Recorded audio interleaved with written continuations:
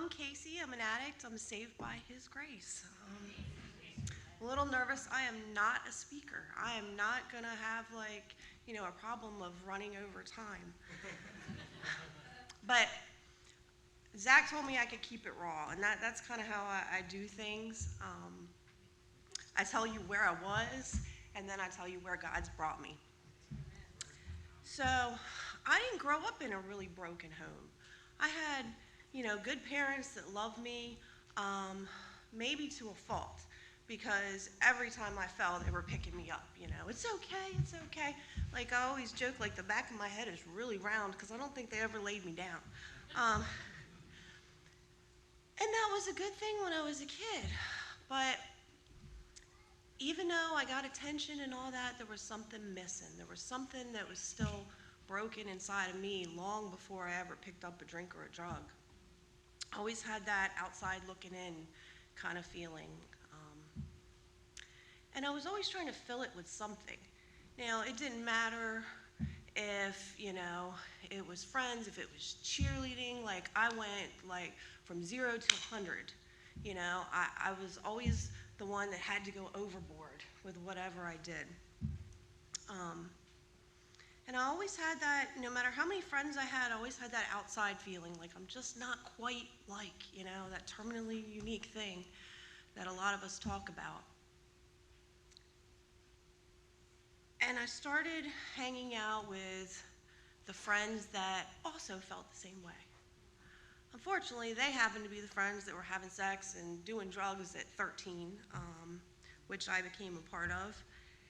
And I found I could get attention from men really easily. So that was probably one of my first addictions, was, being 13 and changing my clothes when I run off with my friends and hanging out with older guys and all that kind of stuff.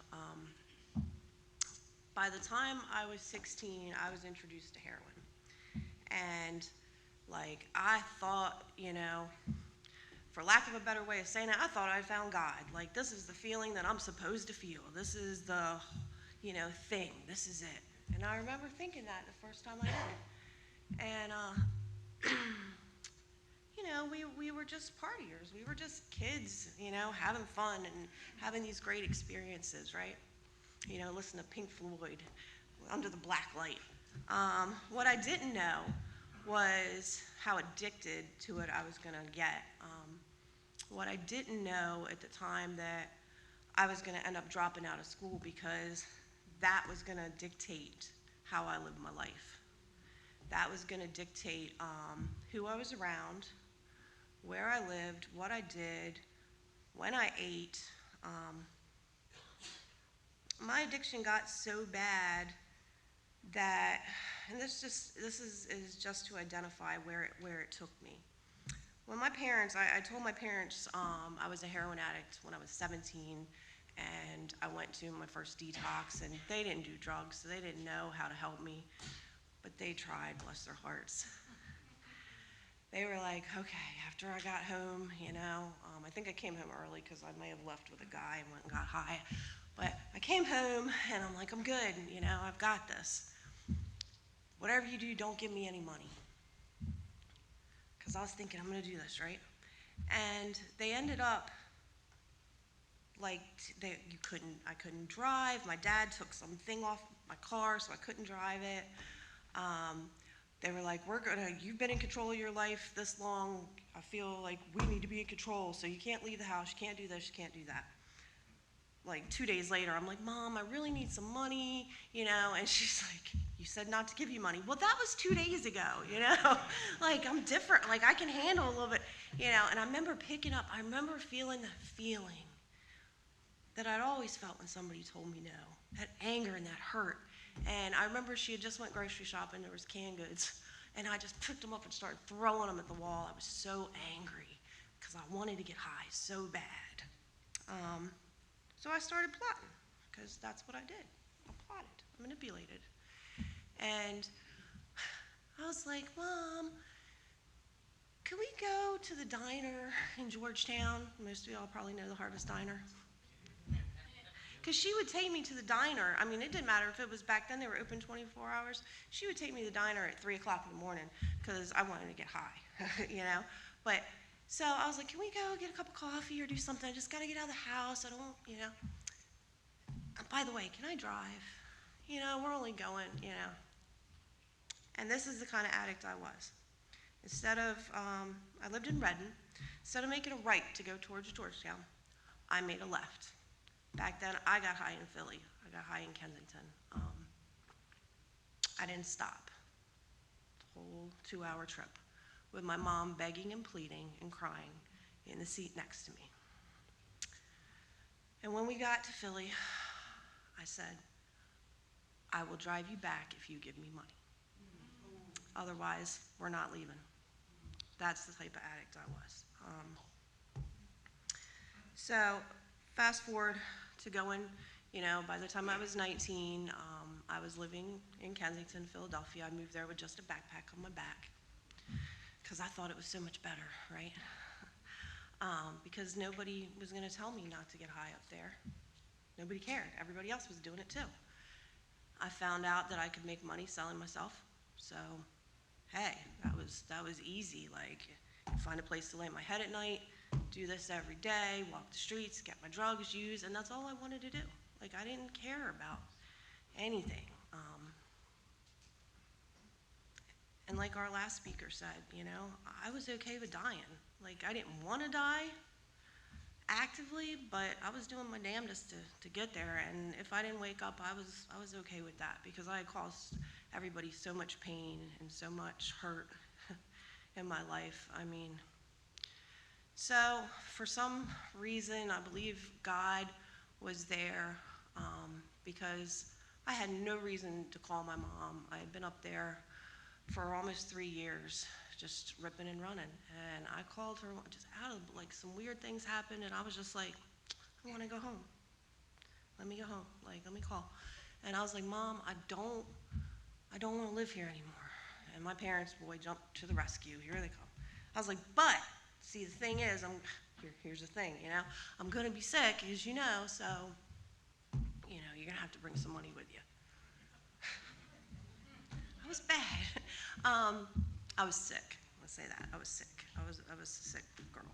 So my parents, you know, my mom come got me and gave me some money so I could get some drugs. And I was like, all right, I'm coming back home. And they were just grateful. They knew where I was for a little while. And I got on, like, the methadone program, different things. I'd stay clean for a little while. I wouldn't. To get me on the program, my parents would, like, every few days, one or the other of them would drive me to Philly. They would give me like $500. I would go, cop, you know, get my dope, get my rock, hide it in the car, and come back home. Like, my poor mom, like, I drove her crazy. I turned her into a drug dealer. Like, where is it? Where is it? You know, I just need a little bit more. And we went through that for a little while until, you know, I got on the methadone program and they thought, like, okay, this is it. And I did okay. Like, I would hold it together for a month here or there. And, you know, you can't do it like that. You can't just do a little bit here and there and, you know, expect that that's just going to be how things are. I had, you know, people pretty fooled that I was doing okay. I gained some weight. I wasn't 105 pounds anymore, you know, all that kind of stuff. But it got me again. And eventually, I you know, took off. I was gone for like 6 days. Got raped for the 3rd time. Like, came back home, like, beaten and broken. Eventually went back, got arrested, went to jail, came back. Like, you know, all the craziness we go through. And I ended up back in the same detox that I had been in at 17, at 28. Wow. Sitting right back there again. Like, the little bit of clean time intervals that I had, like when I was on the methadone, like I had a counselor who pushed me, like she tricked me, I feel like, into starting college and different things. Like, I made it through the first semester by the skin of my teeth and then just fell off. And I'm back in detox. And I'm like, man, how did all these years went by and I'm right back in the same, like, I haven't done anything. Like, at that point, I probably had like less than 4 years actual legal work experience, and I'm like 28. Um, and they sent me to treatment after detox. And they introduced me to this wonderful 12-step program. And I'm hearing all this God stuff. And I'm like, I believe in God. I went to church when I was a kid. But I didn't believe in, I believed in having a Savior, but I didn't believe in having a Lord. Like I just told you, I was very disobedient. I didn't want any parts of that. So I went to treatment. Well, you got to kind of be a little bit obedient to do the 12 steps.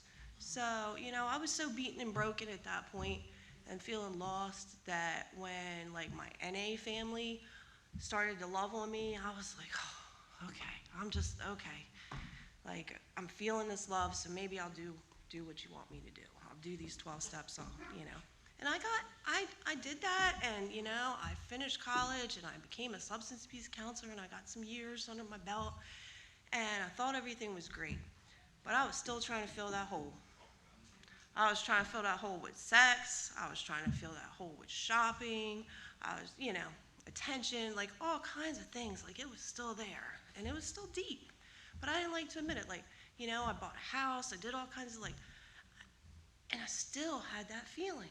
And I couldn't figure out what was missing.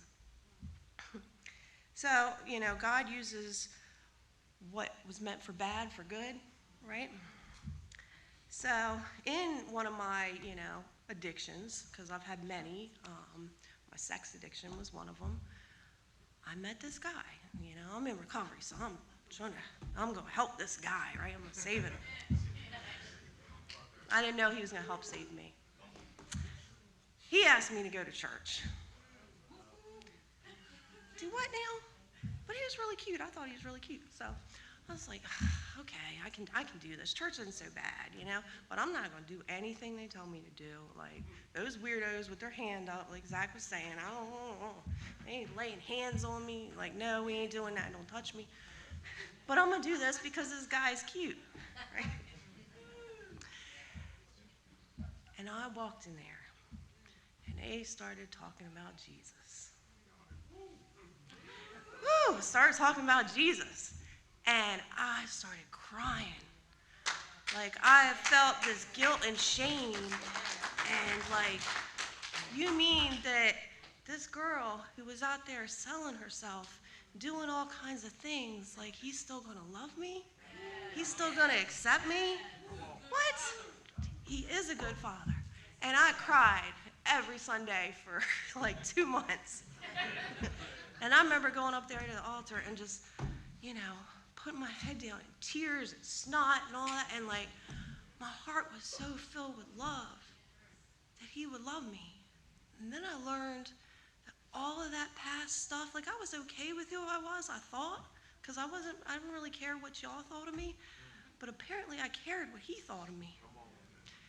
And all that guilt and that shame and stuff, when y'all said I could be pure and be a new creation, what, me pure? I ended up marrying the guy who took me to church. That guy right there.